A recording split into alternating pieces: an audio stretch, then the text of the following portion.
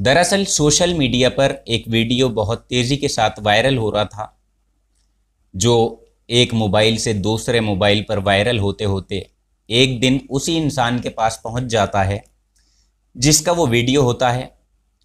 फिर दरअसल जैसे ही वो वीडियो एक लड़के को मिलता है तो लड़का अपने पड़ोसी के पास जाकर कहता है कि आंटी जी, मैंने एक वीडियो देखी है और जो वीडियो है वो सोशल मीडिया पर छाया हुआ है, लेकिन उसे देखकर ऐसा लग रहा है कि जैसे इस वीडियो के अंदर अपनी दीदी हो, यानी उसकी ही बेटी हो। फिर जैसे ही महिला ये बात सुनती है वो फ़ौरन लड़के के हाथ से मोबाइल लेती है और अपनी आंखों से खुद इस वीडियो को देखती है। तो महिला को इस बात पर बिल्कुल भी यकीन नहीं होता कि जिस वीडियो को वो देख रही है वो वीडियो किसी और की नहीं, सच में उसी की बेटी की है, वाकई वो उसकी लड़की है। तो उसको वीडियो को जब देखती है तो उसके बाद वो दंग रह जाती है और उसके बाद लड़की के आने का इंतज़ार किया जाता है। उसके बाद जैसे ही वो बेटी घर पर आती है तो उससे पूछा जाता है कि बेटा, इस वीडियो के अंदर तुम हो या तुम्हारे जैसी दिखने वाली कोई और हमशक्ल है। बस लड़की उस वीडियो को देखती है, उसे देखने के बाद वो भी दंग रह जाती है और कुछ भी नहीं बोल पाती और जाकर वो सीधा अपने आप को एक कमरे के अंदर कैद कर लेती है, बंद कर लेती है। फिर कई घंटे के बाद जब कमरा खुलता है तो पता चलता है कि लड़की मर चुकी है, वो इस दुनिया में नहीं रही। अब उसकी वजह ये थी कि सदमे की वजह से या किसी और वजह से उसने ख़ुद को कमरे में कैद किया और ख़ुदकुशी कर ली। मगर जैसे ही ये बात उसकी माँ को पता चलती है तो माँ का रो रो कर बुरा हाल हो जाता है। और इतना ही नहीं बल्कि इस मंज़र को देखने के बाद माँ की भी हालत कुछ ऐसी हो जाती है कि वो भी सदमे में आ जाती है और सदमे में आकर वो भी दम तोड़ देती है।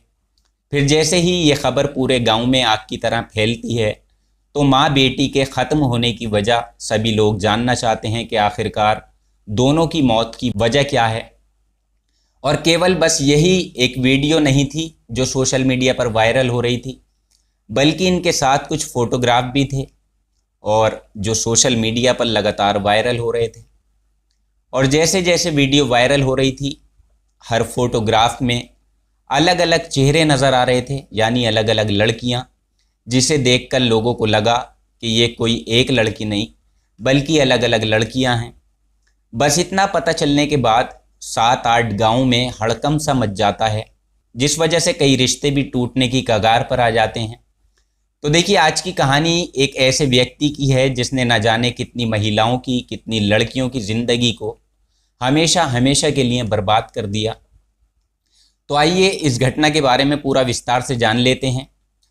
तो देखिए, आज की जो सच्ची घटना का ताल्लुक़ है वो राजस्थान प्रदेश के एक ज़िला बाड़मेर से है, जहाँ का एक थाना लगता है समदड़ी थाना। तो दरअसल यहाँ का एक लड़का जिसका नाम मुकेश दमामी था, उम्र उसकी लगभग 24 साल के आसपास थी। वो जब भी किसी शादी समारोह में या किसी भी कार्यक्रम में जाता था, उसका एक ही काम था, वो ढोल बजाने का काम था। और जब जब वो ढोल बजाता था तब तब उसके ढोल बजाने की ताल को देखकर हर किसी की आंखें खुली की खुली रह जाती थीं कि एक साधारण सा दिखने वाला एक लड़का आखिरकार इतना अच्छा ढोल कैसे बजा लेता है। लोग उसके दीवाने थे। लोग उसके इतने दीवाने हो जाते हैं कि जब कहीं भी वो किसी भी कार्यक्रम में, फंक्शन में जाता तो आसपास के लोग आकर उसे अपना नंबर शेयर करते हैं कि अगर जब भी हमारे यहाँ कोई फंक्शन होगा, कोई कार्यक्रम होगा तो हम तुम्हें ज़रूर बुलाएंगे। काफ़ी वो फेमस होने लगता है और इसी तरह उसका काम बढ़ता चला जाता है। पूरे इलाके में उस लड़के की अच्छी खासी पहचान बन जाती है। मगर इसी बीच एक दिन ऐसा होता है जब एक महिला उस व्यक्ति की बहुत ज़्यादा तारीफ़ करती है कि मुकेश, तुम बहुत अच्छा ढोल बजाते हो और तुम दिखने में भी काफ़ी अच्छे हो और तुम्हारे टैलेंट की तो क्या बात है। बस इस तरह से जब ये महिला उससे बातचीत करती है तो उसका नंबर भी वो लेती है और घर जाकर उसे एक दिन ऐसे ही मिस कॉल वो करती है। तो ये लड़का एकदम से कॉल बैक करता है, जवाब देता है और कहता है कि हाँ बताइए, आपने फ़ोन किया था, क्या बात है। तभी ये महिला कहती है कि मैं सिर्फ नंबर को चेक कर रही थी कि ये नंबर सच में तुम्हारा है, सही है या नहीं।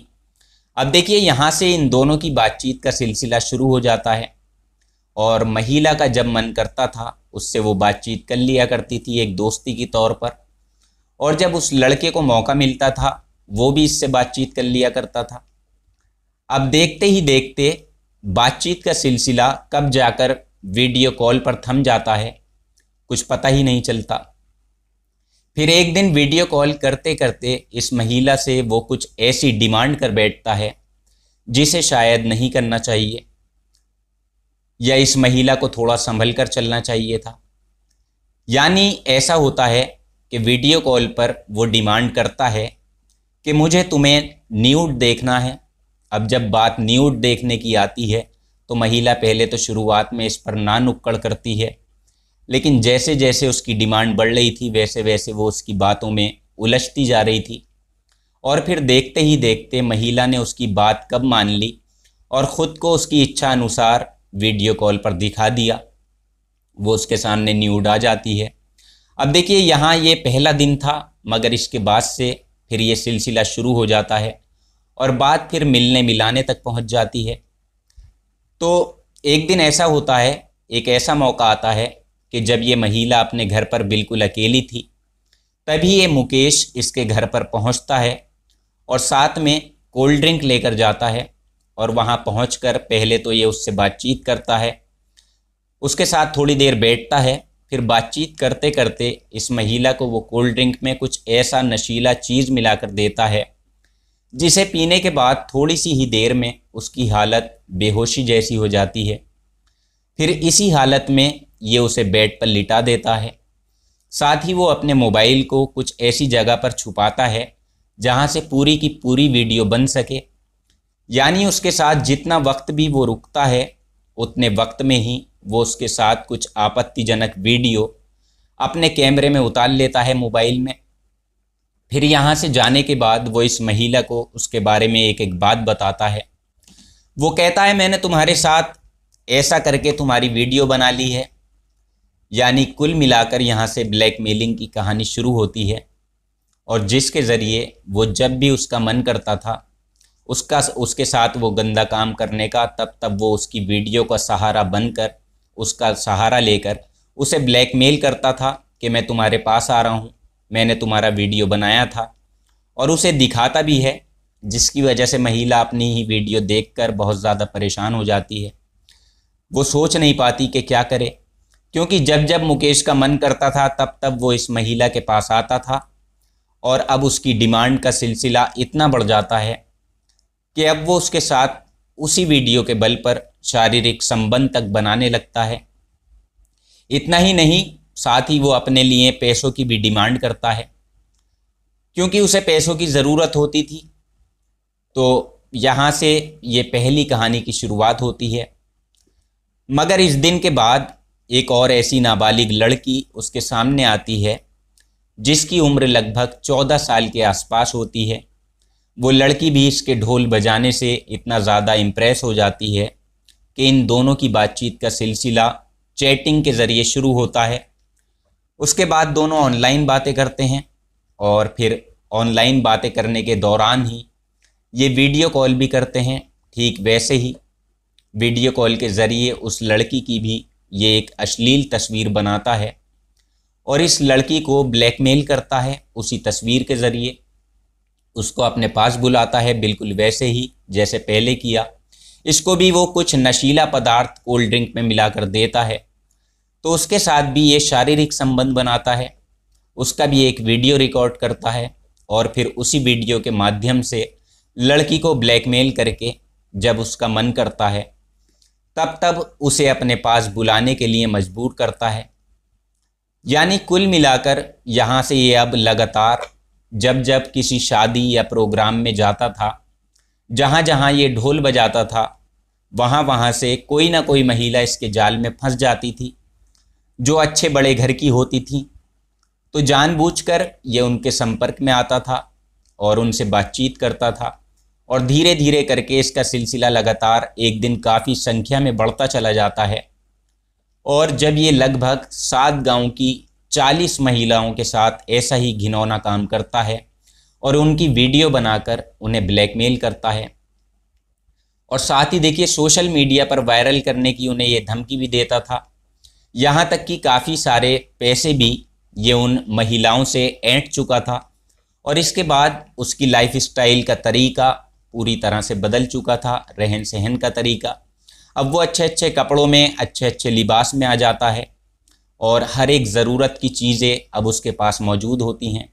महंगे महंगे मोबाइल तक वो इस्तेमाल करने लगता है, जिसे देखकर उसके घर वाले और उसके गांव वाले ये समझ ही नहीं पाते कि आखिरकार ये साधारण सा दिखने वाला लड़का अचानक से कैसे अमीर बन गया, इसके हाथ ऐसी कौन सी दौलत लग गई है। क्योंकि अभी तक किसी को असली वजह इसकी पता नहीं थी। बात तो तब खुलती है जब अचानक एक दिन उसके मोबाइल से ये वीडियो सोशल मीडिया पर वायरल होने लगी। तो जैसे ही कई सारी वीडियो वायरल होती हैं, तो वायरल होते होते लोगों के मोबाइल तक पहुंचती हैं, तो उन्हीं में से एक वीडियो उस महिला के पास भी पहुंच जाती है, जिसने सबसे पहले उसके साथ शारीरिक संबंध बनाए थे मजबूर होकर, और जिसकी 14-15 साल की एक बच्ची थी, लड़की थी, उसके साथ भी इसने शारीरिक संबंध बनाए। क्योंकि उस लड़की ने भी आज तक इस चीज़ की कल्पना नहीं की थी, सोचा नहीं था कि ये व्यक्ति उसके साथ ऐसा भी काम करेगा। तो इधर माँ वीडियो देखती है, दूसरी तरफ बेटी वीडियो देखती है। तो बेटी ये देखकर बर्दाश्त नहीं कर पाती, वो अपने आप को ख़त्म कर लेती है, जैसा कि कहानी की शुरुआत हुई थी। फिर यही वजह थी कि जैसे ही बेटी ख़त्म होती है तो माँ भी देखकर सदमे में आ जाती है और सदमे में दम तोड़ देती है, जिसकी वजह से माँ और बेटी की मौत का ऐलान पूरे गांव में हो जाता है। क्योंकि दरअसल इन दोनों के मरने का जो कारण था वो उन्हीं की अश्लील वीडियो थी, जिसकी वजह से उनकी जान गई। और जब ये बात थाने तक पहुंचती है तो इस इलाके के SHO साथ ही DSP वो इस आरोपी की धरपकड़ के लिए लगातार दबिशें डालते हैं, और यहाँ आकर आखिरकार कड़ी मशक्क़त के बाद उनकी कोशिश कामयाब होती है और ये लड़का पुलिस की पकड़ में आ जाता है। फिर जब उसके घर की तलाशी ली जाती है तो उसके घर से एक ऐसी पेन ड्राइव मिलती है जिसमें लगभग 40 से ज़्यादा महिलाओं के साथ उसने ऐसे ही घिनौना और गलत काम किया था। उन सब की उसने वीडियो बनाई थी, और इसके अलावा ये भी साबित हो जाता है कि इसमें उसका एक और साथी, एक और दोस्त जो पूरी तरह से इसमें शामिल था, उसे भी पुलिस गिरफ्तार कर लेती है। फिर इस मामले की कड़ी जांच पड़ताल शुरू कर दी जाती है, और साथ ही ये बताया जाता है कि इस इलाके में कई ऐसी लड़कियां हैं, कई ऐसी महिलाएं हैं जिनके इस वीडियो वायरल होने से रिश्ते ख़त्म हो चुके हैं। कई परिवार इसे देखने के बाद बिल्कुल टूट चुके हैं, ख़त्म हो चुके हैं। लोगों में दहशत बनी हुई है कि कहीं ऐसा ना हो उनकी बहन बेटी का भी कोई वीडियो बना हुआ हो और वो भी कहीं ना कहीं वायरल ना हो जाए, इसलिए लोग वहाँ के डरे हुए थे। हालांकि पुलिस पूरी कोशिश में लगी हुई थी कि जो भी बाकी की वीडियोज़ हैं वो वायरल ना हो। अगर कोई और भी इसमें शामिल है तो उसे भी गिरफ्तार करने की लगातार कोशिशें की जा रही थी। फिलहाल पुलिस अभी इस पूरे मामले की जांच पड़ताल में जुटी हुई थी। तो ये वाकई बड़ी हैरानी वाली बात थी कि एक आरोपी मुकेश दमामी ने आखिरकार कितनी महिलाओं के साथ उनका यौन शोषण किया और कितनी लड़कियों को ब्लैकमेल करके उनकी आपत्तिजनक वीडियो बनाई, जिनके बल पर उन्हें लूटा, और कितनी महिलाओं से उसने पैसे लूटे। पुलिस का कहना था कि आरोपी को सख्त से सख्त सज़ा दिलाई जाएगी। तो ये थी साधारण से दिखने वाले ढोल बजाने वाले की काली करतूत। तो फिलहाल आज के एपिसोड में इतना ही। और देखिए, इस कहानी को सुनाने का उद्देश्य किसी को परेशान करना नहीं है, किसी का दिल दुखाना नहीं है, बल्कि समय समय पर आपको जागरूक करना है, आपको सतर्क करना है, ताकि आप जहां भी रहें जागरूक रहें, सतर्क रहें। तो आज के एपिसोड में इतना ही। कल आपसे फिर मुलाकात होगी किसी नई सच्ची घटना में। तब तक आप अपना ख्याल रखें, अपनों का ख्याल रखें, और याद रखें कि क्राइम में और आप में सिर्फ इतनी दूरी है कि आप कितना सतर्क हैं। तो अपना और अपनों का ख्याल रखिएगा। कल आपसे फिर मुलाकात होगी। जय हिंद, वंदे मातरम।